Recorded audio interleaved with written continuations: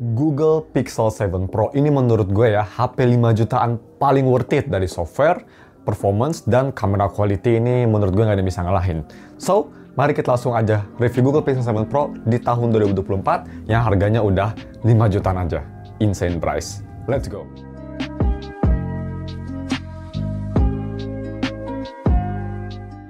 Halo guys, nama gue Stefan dari StefTech dan mari kita langsung aja review si Google Pixel 7 Pro. Sebelum yang pertama kita bahas dulu harga dan speknya, kondisinya bagaimana. Pertama harganya sendiri kalau misal kalian nyari di Tokopedia atau Shopee, ini gue dapet di toko yang namanya WT Teknologi, gue dapet di harga segini 5,8 juta, itu yang varian RAM-nya besar banget 12 GB. Kayak HP flagship zaman sekarang, dan punya internal storage sebesar 128 GB. Cuma sayangnya dia nggak ada ekspansi storage dan hanya single SIM, dan kalau misalnya mau dual SIM dia pakai eSIM ya. Jadi kalau misalnya kalian mau beli HP ini, gue bakal taruh linknya di deskripsi. Dan juga kalau misalnya kalian ingin wallpaper, gue udah taruh juga wallpapernya ada di deskripsi. Untuk kelengkapan dia dikasihnya tuh full set OEM, jadi dikasih full boxnya, dikasih box OEM-nya, di dalamnya juga dikasih screen protector gratis, casing murah gratis, dan dikasih Type-C cable dan OTG juga. Pretty good ya, lumayan komplit. So, next kita bahas untuk speknya sendiri bagaimana. Speknya sendiri memang ini menurut gue masih flagship banget, pakai Google Tensor G2 5 nanometer dan punya layar 6,7 inci 2K LTPO display. Nice, bisa turun sampai 10 Hz itu. LTPO-nya UFS 3.1 masih kenceng, USB Type-C 3.2 jadi bisa OTG juga, dan punya baterai sebesar 5000 mAh baterai, tapi yang kerasa nggak flagship dari fast charging-nya hanya 23 watt wireless dan wireless charging sama 23 watt juga. Oke, gue mau bahas yang pertama tuh desainnya dan displaynya. Desain ini salah satu yang gue suka banget. Kalau misalnya kita lihat ke belakang, ini desainnya gue sih suka banget ya. Ini desainnya tuh kayak Google Pixel 6 tapi versi refine. Memang dia sekarang bodi belakang udah nggak dual tone lagi kayak di Pixel 6, sayang banget. Tapi ini memang kerasa lebih elegan desainnya. Si visornya tuh dia terbuat dari metal dan kayak gold gitu, goldish, nggak silver banget, pretty good. Gue suka desainnya. Bodi samping terbuat dari aluminium, dan kalau misalnya kita lihat di depan, dia pakai edge display, tapi edge display-nya nggak agresif banget. Ini edge display-nya tuh ngingetin gue sama Galaxy S23 Ultra, kayak gitulah. Jadi palm rejection aman, nggak ada masalah sama sekali. Cuma memang kelemahannya mungkin pakai edge display gini, ya nyari screen protector bakal susah. Terus untuk bezel sendiri, kanan kiri dia lumayan tipis, tapi memang atas bawah dia agak sedikit tebal, dan bawah sedikit aja, sedikit lebih tebal dari atas. Tapi kalau misal pakai sehari-hari sih nggak bakal terlalu ngerasa. Dan bagaimana untuk si display quality-nya sendiri? Display quality sendiri dia pakai 2K screen, dan ini bisa diganti screen-nya mau 2K atau Full HD. Gue sih mending pakai Full HD aja buat nge-save battery. Tapi kualitasnya sama aja kok. Dia punya sharpness yang menurut gue nggak beda jauh, dan kualitas display sendiri dia sangat bright, warnanya vibrant tapi nggak oversaturasi. Cukup menurut gue vibrantnya, view angle bagus, dan overall kontrasnya oke, dan gambar kerasa jernih dan enak dilihat.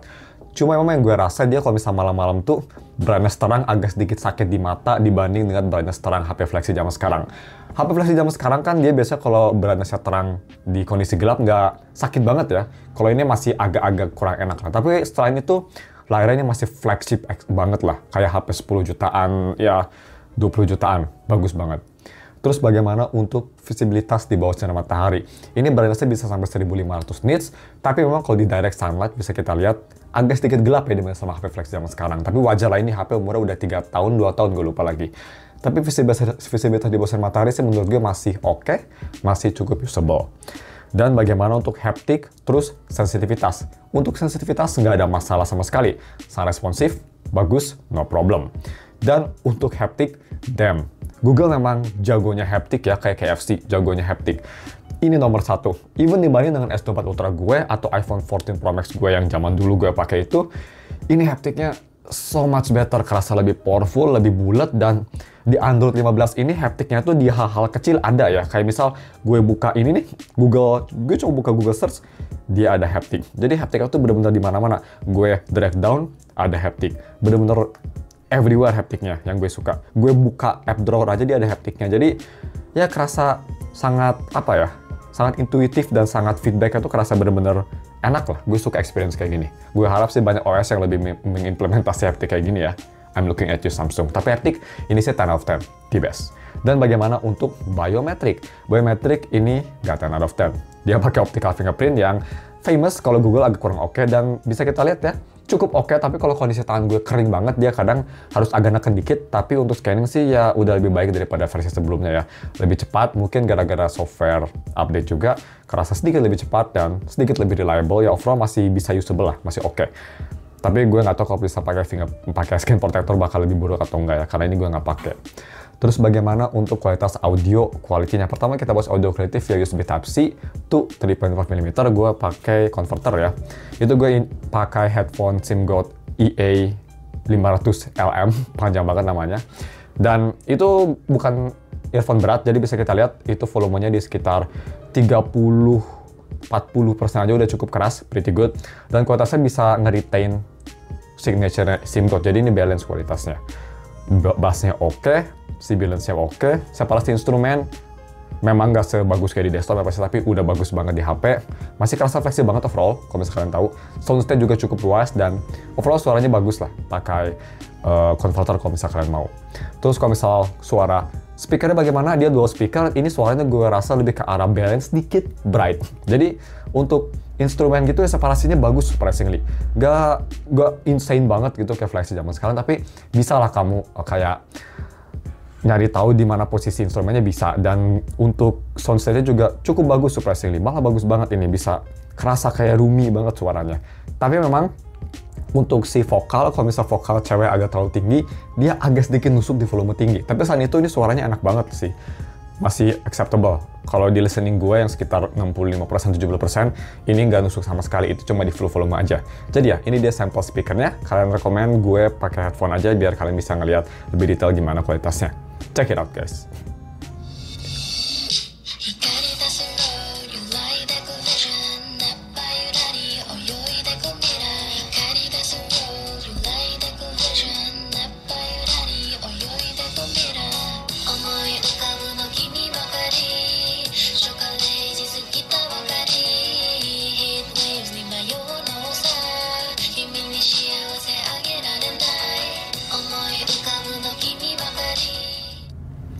Oke, dan bagaimana untuk si yang paling bagus di HP ini menurut gue, yang gue suka banget, kamera quality.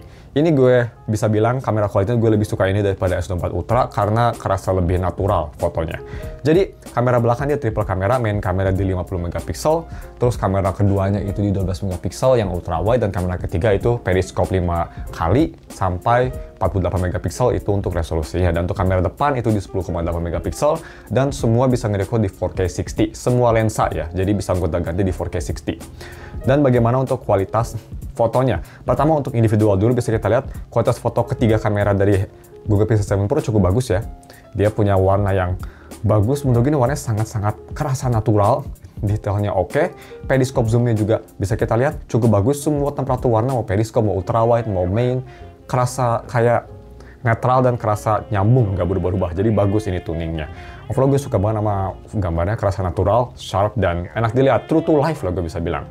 Sama juga dengan foto malam hari juga bisa kita lihat night sight-nya cukup bagus ya. Night sight-nya dia bisa nangkep foto kerasa natural, nggak over bright kayak di Huawei gitu. Overall bagus dan nggak ada lens flare sama sekali. Selfie juga cukup bagus, bisa kita lihat foto dia bisa wide selfie, gambar kelihatan natural, nggak difilter kayak HP Cina. Dan ya overall ini motonya Google Pixel 7 Pro tuh memang kerasa natural banget fotonya.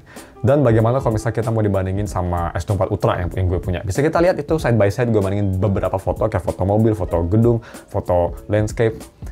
Memang bisa kita lihat S24 Ultra kerasa lebih warm, tapi gue rasa gue lebih suka natural dan sedikit coolnya dari 7 Pro. Gimana menurut kalian? Gue sih lebih suka 7 Pro ya. Periskopnya pun gue sedikit lebih suka 7 Pro kalau di cahaya yang cukup gitu. 5 kalinya bagus, cuma memang gak ada 10 kali, jadi masih sedikit kalah ya. Overall sih, gue untuk foto sebenarnya lebih suka 7 Pro, tapi bagaimana kalau kalian? Terus untuk video recording, ini HP bisa nge-record di resolusi 4K 60 dan bisa kita lihat itu gue nge-record kucing gue bisa gonta-ganti lensa ya, ke ultrawide, ke periscope, ke main kamera. Jadi ini fleksibel lah ya, udah fleksibel banget kayak HP flexi zaman sekarang. Resolusi paling tingginya bisa gonta-ganti lensa, nggak kayak versi sebelumnya kalau misalnya kalian ingat. Terus bagaimana untuk 4K 60 atau 4K 30, itu kira-kira bisa nggak pakai 4K 60 di malam hari? Itu lihat aja di B-roll-nya. Gue rasa nggak bisa ya. 4K 60, kalau misalnya kalian mau nge-record di malam hari atau pencahayaan kurang, pakai 4K 30. Soalnya 4K 60 noise-nya absolutely dog shit, banyak banget tuh kelihatan kan. Night and day banget lah. sama 4K 30. Jadi mendingan gue sarannya pakai 4K 30 kalau misalnya mau nge-record di malam hari. Karena noise-nya lebih minim dan gambar much better. Dan untuk lebih detailnya, untuk stabilisasi dan audionya ini bagus juga mikrofonnya. Kalian bisa langsung aja cek, ini dia sampelnya di resolusi 4K 60, 4K 30, dan 4K 60 selfie-nya. Check it out. Oke guys, ini dia video recording pakai resolusi 4K 60 fps seperti biasa. Ini di Batu Tunggal, Aloysius di sebelah. Kalau siang hari Pixel 7 Pro menurut gue bagus banget, dan ini di 4K 60 kalian bisa gonta-ganti lensa ya, jadi nggak kayak di 6 ya. Ya udah kayak flagship zaman sekarang banget, bisa gonta-ganti lensa on the fly, dan di Android 15 ini gonta-ganti lensa juga smooth loh. So it's pretty good. Kalian juga bisa nilai gimana kualitas stabilisasinya, lumayan oke sih menurut gue. Cuma kalau pakai periskop memang bisa kita lihat kurang bagus ya. So ya, buatnya penasaran 4K 60, ini dia 4K 60. Dan ini untuk 4K 30 fps nya kayak gini. Sama bisa ganti lensa juga. Ini pasti lebih irit dan lebih sinematik ya. Zoom kalau pakai periskop 30, oke, masih ada jitter juga, jadi sama aja sih. Kalau gue sih mendingan 60 sekalian kalau misalnya kalian nggak peduli sama storage ya. Cuma 4K 30 kalian bisa lihat di sebelum video ini ya, malam hari lebih bagus dibanding 4K 60. Jadi tadi cocok buat malam-malam kira-kira. So ya, langsung aja kita ke gaming. Hampir lupa gue sama 4K 60 front kamera. Ini juga bisa 4K 60, bisa diganti zoom atau zoom out. Lumayan oke buat vlogging juga, lumayan bagus. Jadi ya, dynamic range juga masih bagus ya. Exposure-nya oke, nggak sampai putih langitnya. So that's good. Langsung aja kita ke gaming performance. Tadi gue lupa record ini. Stabilisasi juga oke. Oke, selanjutnya bagaimana untuk gaming performance-nya. Ini salah satu aspek yang nggak fleksibel banget tapi masih acceptable. Google Tensor G2 memang masih terkenal panas ya. Gue rasa G4 baru kerasa chipset dingin. Jadi G2 masih lumayan panas. Jadi untuk main game memang ini sih nggak rekomend. Pixel memang bukan untuk main game, tapi kalau misalnya kalian mau main game kayak Wuthering Waves sih sebenarnya bisa.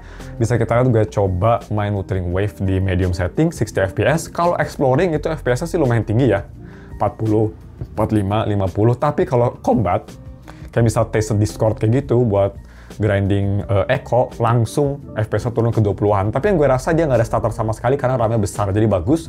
Terus gue rasa juga dia masih responsif touch-nya, jadi oke. Jadi kalau misalnya kalian mau main WoW sih bisa, tapi mending di low setting aja deh, biar gameplaynya lebih enak daripada medium setting di B-roll.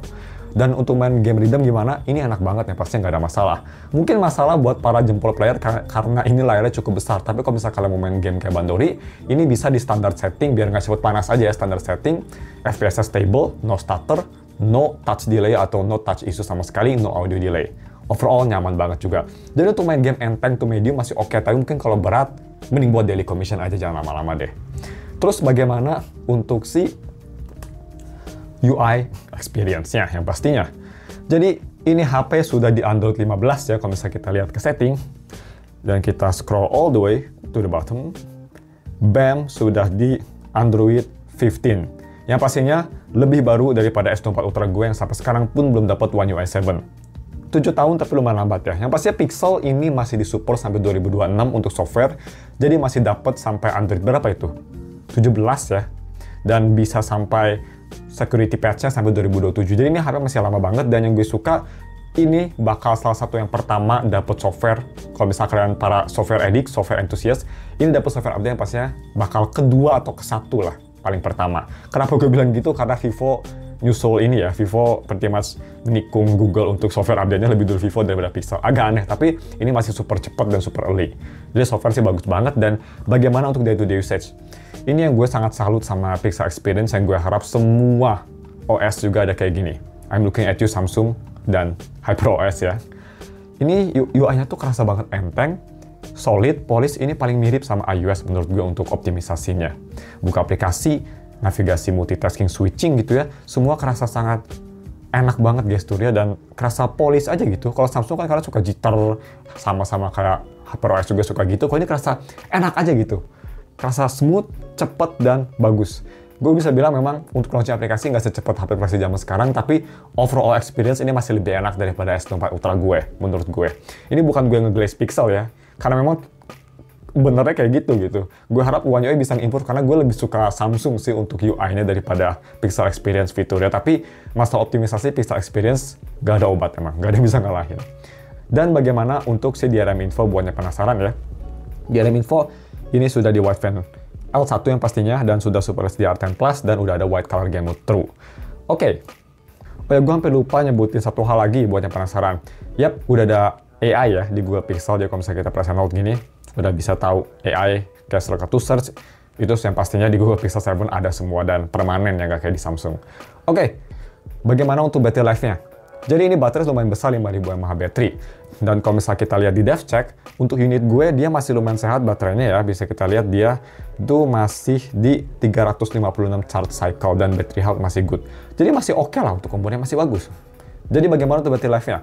Battery life ini bisa tahan 1 atau 1,5 hari. 1,5 hari kalau misal heavy usage, kalau misal light usage, 1 hari kalau heavy usage. Ini gue pakai seharian yang lumayan heavy usage ya. Ini kita lihat aja untuk si breakdown-nya bagaimana. Jadi gue pakai sehari ini dan dengan sisa baterai 25%. Jadi kalau misalnya mau dihabisin mungkin bisa 7 jam lebih dikit ya. Tapi gue dapat screen on time sisa baterai 25% di 6 jam 30 menit. Kelihatannya jelek, tapi ini gue pakainya nggak light usage seperti biasa. Gue pakai lumayan heavy, bisa kita lihat. YouTube paling lama sama Instagram, tapi gue pakai untuk kamera juga, ngambil foto, dan gue main wuthering wave juga setengah jam, lumayan lama. Itu nyedot baterai banget. Jadi bagus lah menurut gue ini. Kalau misal mau light usage mungkin dapat 8 jam.